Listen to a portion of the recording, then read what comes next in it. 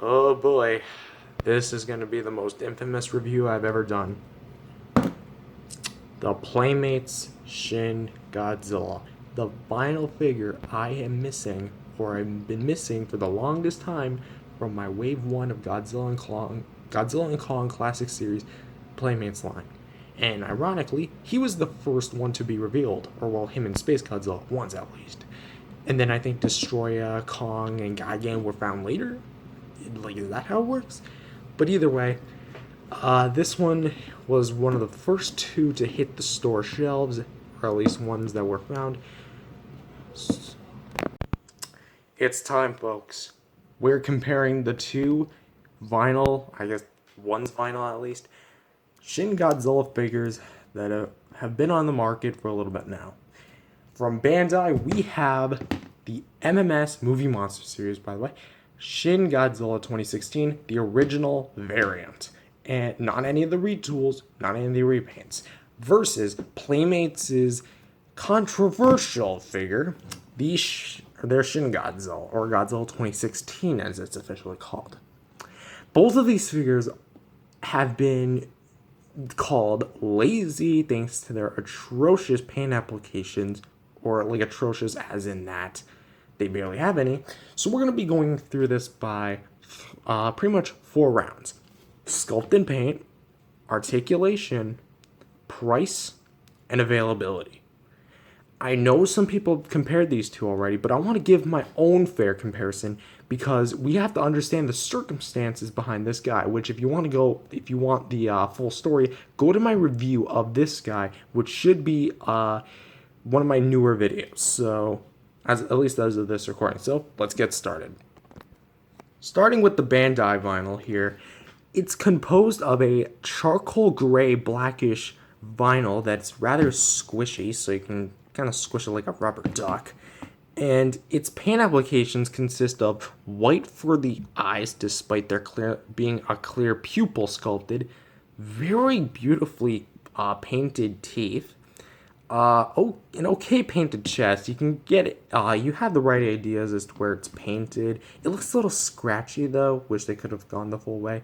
Very nicely painted toenails, and hold on. The back is painted really nicely. Yeah, it also has a somewhat different color. This is more orange than this one's more red, and the tip of the tail is beautifully painted. Though I wonder why it's black instead of white. Like I wonder why the bones are like it wasn't it white in the movie, like the tail. Anyways, the Shin Godzilla by Playmates kind of takes a similar but different route. The head, the main body consists of a pretty much black solid plastic, and also some rubbery bits. The head has some pretty fine looking eyes though, actually, because these are pretty accurate, and also at least this one has pupils, unlike this one. The teeth are abysmally painted, with the not tongue but the gums, I guess, being painted just a solid red. They tried to paint the chest, not really. The sides are painted though, as well as the claws. I will give it that Playmates did go the extra mile to paint some of the stuff that Bandai didn't do, like the sides of the laser. And the claw paint isn't necessarily the best application because, you have that and you have that unfortunate thing. But for the most part, it gets the job done. The outer row of the dorsal fins are painted, but not the interiors. And the tail here is painted into chunks. You have this little piece, you have these little rows on the tail, these little rows on the tail, and this part of the tail, which I mentioned that I liked this paint scheme better than this. Also, by the way, it's not even painted just this. It's also bleeding onto the tail a little bit. So that kind of sucks. So for paint applications, it's kind of equal. Because even though he has the better applied paint, he has more paint. So that kind of means, like, he's painted in stuff in areas that he is not. For example, because like I mentioned, he's painted on claws where there aren't claws. He actually has a pupil, and he's actually painted in the gums. and he's actually somewhat painted on the tail a little bit, while this one is not. So, and overall for sculpt and paint, so for the sculpt itself, he is definitely the more detailed figure of the two, but that doesn't mean he doesn't have a bad sculpt, I will admit. So for sculpt and paint, I gotta give it to the Bandai vinyl, just by a smidge. It's probably because it's more movie accurate, but this one has like a very odd posture, which kind of makes it a little unique. Not necessarily in the best way possible, but like, you know what I'm talking about. It makes it more unique on the shelf. So for sculpt and paint, it's tough, but I gotta give it to the Bandai vinyl here. And now, time for the articulation. Playmates features a rotation at the base of the neck, while Bandai's does not feature any of the head at all. Both figures have rotations at the shoulders, and they both rotate a full 360, though Playmates is in a pretty odd position, though it does get the job fine. Both figures have a forward and back movement at the legs, though Bandai's is a little bit more, I guess, freed up, since Playmates is limited to just there to there. Same with this leg. You can kick up a little higher, but you can't do a full 360 kicking down Bandai's. Bandai's does not have any feet articulation, while Playmates does, as you can kind of pivot like that, a little side-to-side swivel. And for the tails, Bandai does have a few seams, but I reckon if you try to break them, you'll just snap the tail right off. And so there's basically no movement there. While the Playmates features a mild rotation right here, and I say mild because I've showed that there, but if you look right there, you'll see some little white bits. Yeah, that's the sculpt grinding up against each other. And you have a ball joint right at the tail. Yeah, nice side-to-side movement. So, judging from the amount of posability, yes, he has the better leg joints, but he literally has leg joints plus plus feet swivels, plus a head joint, plus 2 joints in the tail. Yeah, this guy's getting the point. But. We also can't go out without addressing this guy, which he has the same amount of movement as the Bandai vinyl when it comes to the main body. And it's also made of a... It's not vinyl, I don't think. If it is, it's a very sturdy and tough vinyl.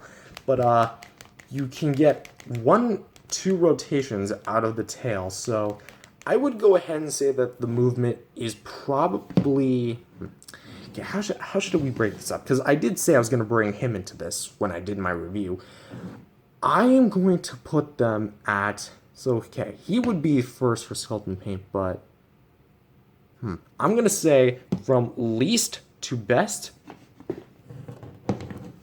Least, medium, best. Alright, round 3. Price. Converting to yen to US dollars, because that's its own currency, I think, or different currency. Like, I don't know how that works. He comes to about $20. Fair price. I mean, that's about the price you could get for a NECA figure. He's about $13. Once again, we have our winner. Now availability, and it's actually quite hard. Let's go over their stories. He was released in 2016, and like he sold out. He sold out like hotcakes until we got our hands on things like the NECA and the Monster Arts, things like that, because he was the new hottest Godzilla at the time. And that being said, Bandai has reissued him several times throughout the years. And I've even seen in some videos as late as 2021 where you see the movie monster series King Kong from Godzilla vs. Kong. I see him on Japanese shelves. That means he's still out there and Bandai's still producing them. At least this version. Now, him on the other hand, he was unveiled, I think, in 2019 or 2020. And then he hit the store shelves in March of 2020, like somewhere around there. And that was the only time you could buy him. Why? Because Playmates literally abandoned this figure removing it from their little website. Any listings you find, they're going to be overpriced as heck, and you're probably never going to find this $13 figure like for its $13 price ever again. So, and I know it's like Japanese only, but like you can literally hop onto Amazon or eBay and order this thing for like $20 before shipping. Well, you'd have to pay like 20 or 30 bucks for this one, which I don't think is really worth it, but hey, that's I mean, I bought this thing. So, I bought both of them, and at the end of the day, I say he wins because he at least got reissued by Bandai. He never did. So, point goes to Bandai. And now, we're at a little bit of a problem. We have 4 rounds, and both of them won 2. Let's bring in a 5th. Size. And even though they are nearly the same height, with Playmates being a little taller, in terms of like overall like mass, it's no competition. Playmates is actually much bigger than the Bandai vinyl. Like, look, you see that? He is way bigger. And in terms of tail length, yeah, the vinyl's a little longer, but like when you boil it down, he is oversized in my opinion. So here's basically what I'm trying to get at here. They're not necessarily trying to go for the most accurate scale figure, because in that regard, both of them fail. They're just both too big. But if you're trying to get a figure that's, say, leaning towards a 6-inch Godzilla where everything is like perfectly aligned, shoulder to shoulder to shoulder without looking too big, the Bandai vinyl might actually be your best bet, because even though, like, compared to the 54 Godzilla I have here, him being slightly shorter, he's still the technically shorter one of the two. But even then, you bring in the bootleg, and he's actually more of a close match, at least in terms of size. Playmates, on the other hand, doesn't even scale with its fellow Playmates Godzilla figures. Like, look at the 2021 Godzilla.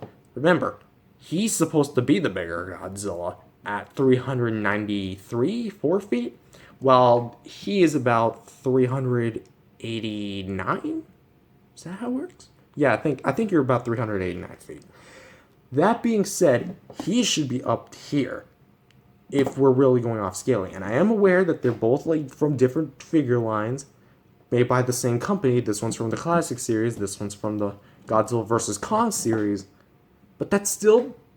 Okay, my point is, if you're going to pick up a 6-inch Shin Godzilla figure, this one's going to be your best bet in terms of size. That being said, he gets the point. We're done. The point is, he's 3, he's 2, the Bandai vinyl wins. Well, hold on here. I'm not trying to say that the Bandai vinyl is better than the Playmates. In my opinion, both are actually somewhat equal. And I will say that there are some things I like about the Playmates more than the Bandai vinyl. For example, it has a more unique posture. It actually has some paints where the Bandai vinyl could only dream to have, like the pupils and the gums. And it has more articulation, and it's also cheaper. But, you know, it's hard to explain, but he theoretically beats him in sculpt and paint in general, has more availability, and he's also sized better. Not to mention proportionally, he's also more accurate. So it's kind of fair to look at it that way. Anyways, guys, that's gonna have to wrap it up for today.